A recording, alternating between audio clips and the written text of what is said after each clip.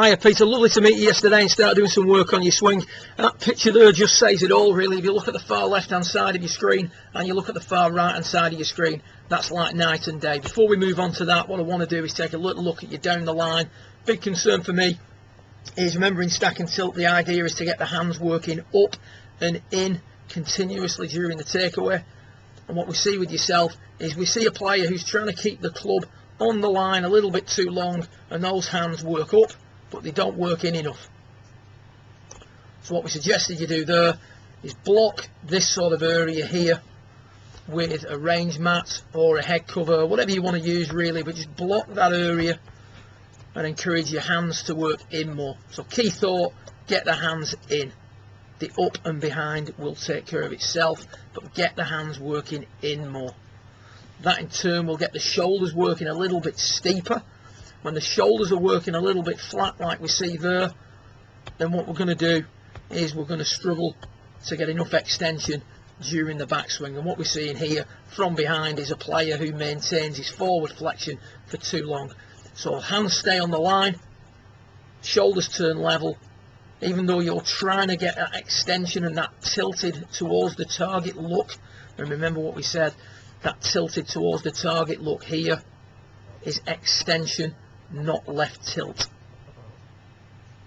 So you can see there now, forward flexion has been maintained a little bit too long. And whenever forward flexion is maintained, you can see here from this position that you're in at just past P3 all the way to your top of your backswing, the body doesn't do a great deal, it's just the left arm collapses. When a player doesn't extend, the movement of the left arm during the backswing is severely limited, and therefore the left arm must bend to get any length on the golf club. You've now just sacrificed any control of the radius of your swing, and anything in the downswing now is just going to be a series of compensations to allow you to get back to the golf ball with some degree of consistency. So what we suggested is trying to do a number of things, but more than anything, just feel like you're doing a high jump. And what we've got here, if you imagine the bar was here, you're going to do the Frosbury flop over the back of it. We've got a shaft with a cane in it down to the right hand side of your head, and the idea is to feel that you're going to move off that cane during the backswing, and you can see there now that results in a much more centered backswing.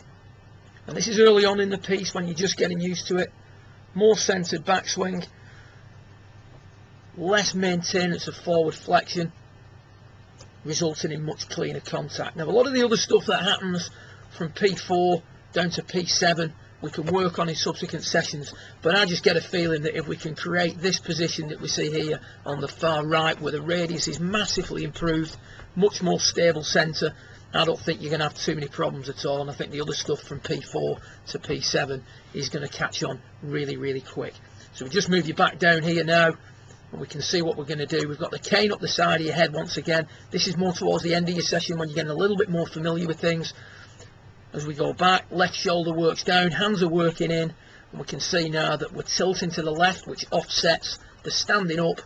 We're also turning the shoulders. Look how much higher the right hip is. I'm just going to put some lines on the screen here just to allow you to look at things. First of all, left arm, very straight.